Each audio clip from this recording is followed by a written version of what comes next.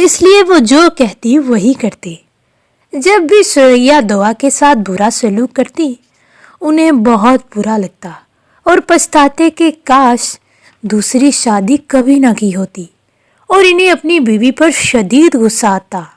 ایک صبح، اٹھو لڑکی، جلدی سے تیار ہو جاؤ، آج تمہیں بازار سے شاپنگ کرواتی ہوں۔ دعا یہ سنتے ہی حیران ہو جاتی ہے اور اٹھ بیٹھتی ہے اور سوچتی ہے کہ شاید انہیں احساس ہونے لگا ہے کہ میں انہی کی بیٹی ہوں۔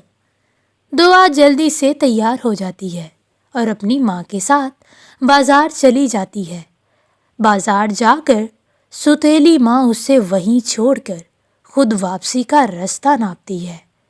دعا بازار میں کھو جاتی ہے۔ ادھر ادھر ڈھونڈنے پر بھی اسے اپنی ستیلی ماں کہیں دکھائی نہیں دیتی۔ وہ سمجھ جاتی ہے کہ یہ سارا منصوبہ ماں کا ہی تھا۔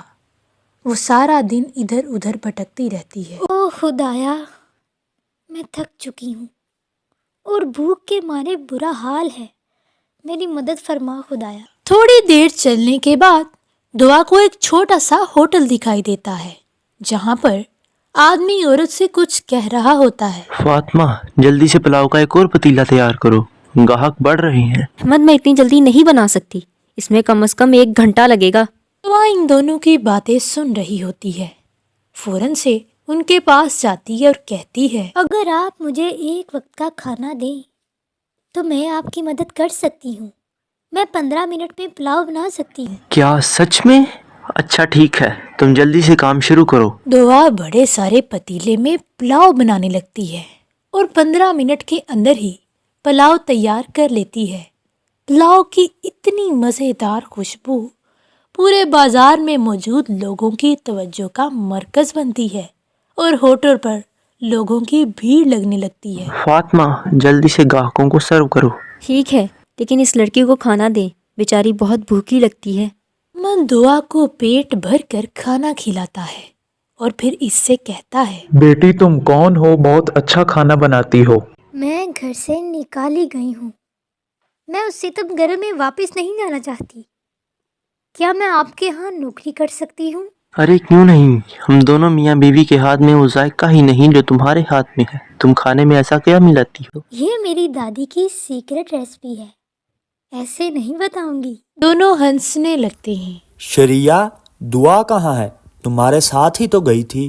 وہ تو بھاگ چکی ہے، میں اسے ڈھونڈتی رہی لیکن کہیں نہیں ملی۔ کیا بکواس کر رہی ہو تم؟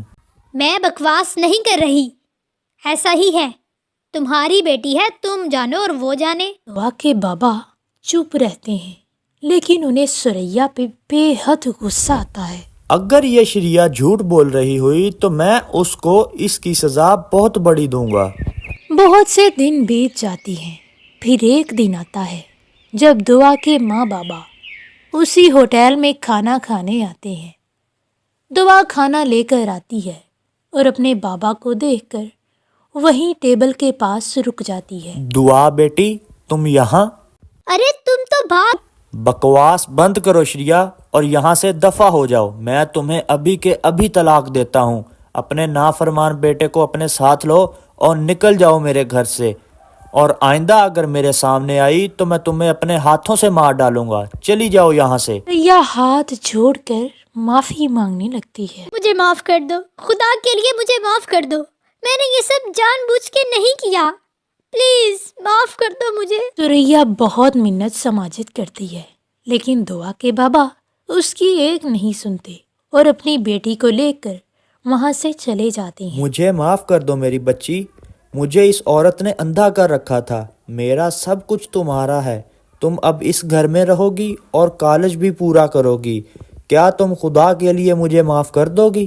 مجھے شرمندہ مت کرے بابا، میں آپ سے بہت محبت کرتی ہوں۔ دونوں باپ بیٹی خوشی کے آنسو رونے لگتے ہیں اور ہماری خوبصورت کہانی یہیں پہ ختم ہوتی ہے۔